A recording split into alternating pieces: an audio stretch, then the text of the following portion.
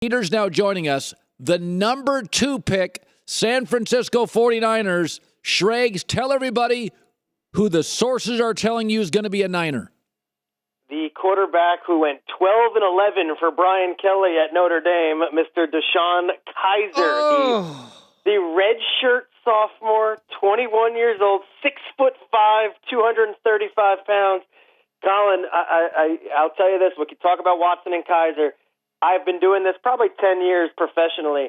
I've never had so many GMs across the board have differing opinions on the quarterback position at this late. You can say this is early in the process, this late in the process. Last year, I told you, Goff and Wentz, 1 or 2. I don't know how it's going to go. It's going to be Goff or Wentz. The year before that, we knew Winston Mariota. You go down the list, there hasn't been a year in recent memory where literally one guy told me Deshaun Watson's number 1, Kizer's number 5.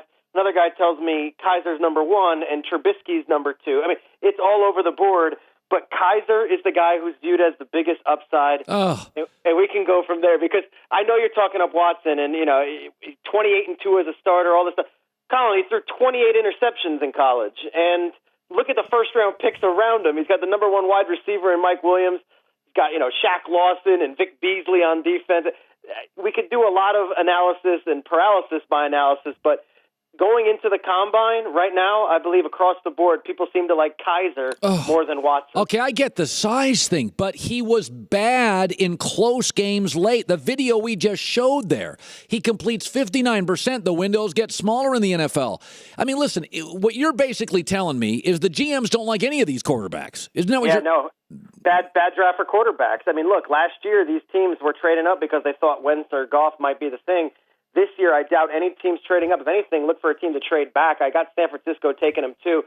Such an interesting deal with San Francisco because I could tell you now, Gabbard and Kaepernick, neither one of those guys are going to be the quarterback next year. So the 2 names to look for San Fran in free agency, Brian Hoyer, who played under Kyle Shanahan in Cleveland, and whatever, right? And Matt Schaub, who is the backup to Matt Ryan with Kyle Shanahan in Atlanta. And they're going to look for a rookie at some point, but they might trade back because it's a rare deal where John Lynch and Kyle Shanahan have 6 years guaranteed. So if they are 3-13 or 4-12, they don't want that, but they'd rather have a future plan. To me, Kizer, second overall, he's not going to play next year. Let him learn the system, let him develop. But redshirt sophomore, he's got the most upside by far of any of these guys. We saw Watson for 3 years. We know what we're pretty much getting. And, by the way, he was in a spread offense. It's going to take him a year also. But with Kizer, they see the size. Look, I know you're going to roll your eyes. This is what this is. It's silly season. A comparison someone made to me, a guy I trust, said he could be Phillip Rivers for all we know. He's got the size. He's got that capability. He's got that upside. Okay, so Mitch Trubisky at North Carolina, where do you have him going in your mock draft? Yeah, I have him going to the place where all quarterbacks seem to go to fail, the Jets. I have him 6th overall to the Jets. The Jets are an interesting one. I think the pre-combine mock draft is a wild card because we don't know the team needs going into the actual draft after free agency. And I think the Jets, they had 4 quarterbacks last year on the roster. I don't think any of those guys are the answer. That includes Hackenberg, that includes Petty, that includes Fitzpatrick and Geno, who are both free agents. To me, I think Jay Cutler is actually a very intriguing possibility to the Jets. And I'll tell you why. Jeremy Bates is their quarterbacks coach. He was the quarterbacks coach for Cutler when he was out in Denver. And also Mike Heimdinger was Cutler's offensive coordinator the first 3 years of his career. The late Mike Heimerdinger, his son Brian, is now in the front office with the Jets. And, Jets are a complete rebuild to me. You see what they're doing this weekend. But Trubisky, to me, might be the long-term answer at quarterback. They might do a Band-Aid option at quarterback this year.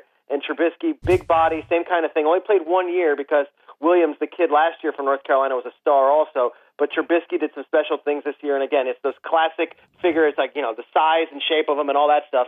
Combine, we'll see what he can actually do, and he's got to go up against competition head-to-head. Peter Schrager joining us from New York, Fox NFL Insider. I'm really interested, 2 players, and I defended them, Leonard Fournette, running back LSU, and Christian McCaffrey, Stanford. And I said, if you're a heavy-duty running back in college and you've carried the ball 200-300 times and taken a beating, and you're going to a second-tier bowl, I got no problem skipping a second-tier bowl. It's a money grab by these teams anyway. So is that hurting Leonard Fournette in the NFL that he skipped a bowl? Not at all. Not at all. And I think, fans of these games and maybe a Stanford fan or an LSU fan might want to see their guy in the bowl game. But the NFL teams didn't ding Miles Jack when he left last year. They're not going to knock these guys for this one. For Fournette, you had a situation where, LSU, the season was in the gutter, Les Miles. That one, it's almost like a wash. I could tell you this, and this is going to sound like it's a bold proclamation. Last year, I came on your show around this time. I said, Ezekiel Elliott's going to be a top 5 pick. He might go as high as number 2. Teams like him that much. They're talking about Fournette and also Dalvin Cook, the kid out of Florida State, in the same breath.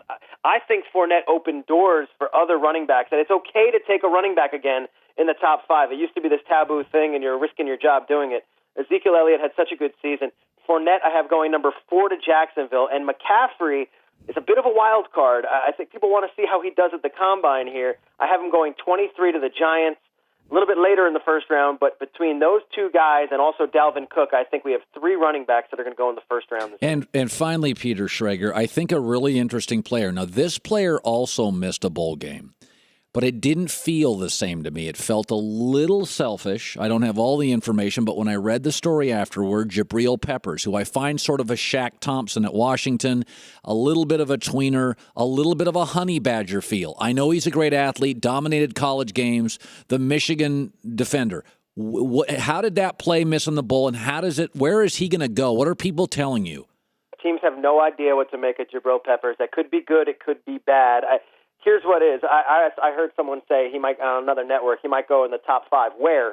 Is he a safety? Is he something else? What do we know? I have him going, I believe, 22 to the Miami Dolphins, which is later than most people have him. We'll see how he competes. Came out early, the whole deal. See how Harbaugh talks about him after the fact. See if he's a positive, gives him that vote of confidence. But I don't know if the bowl game stuff, I don't think he's got this attitude or personality that people are worried about. But this, everyone says he's so versatile. He could play corner. He could play safety. Well, where does he play? Because you can't play all these positions at the next level. And Jalen Ramsey came out of Florida State last year, top 5 pick. They're like, he can play safety or corner. Well, guess what? He played one position, and he played it really well for Jacksonville as a rookie. What is Jabrill Peppers? They're going to have to figure that out, and what team needs someone like that? Because as great as the Honey Badger is and as versatile as he is, just because a guy played a million positions in college doesn't mean he can do that in the NFL. Peter Schrager, go to foxsports.com. He's got his mock draft. I love these mock drafts. Schrags, appreciate you stopping by the show.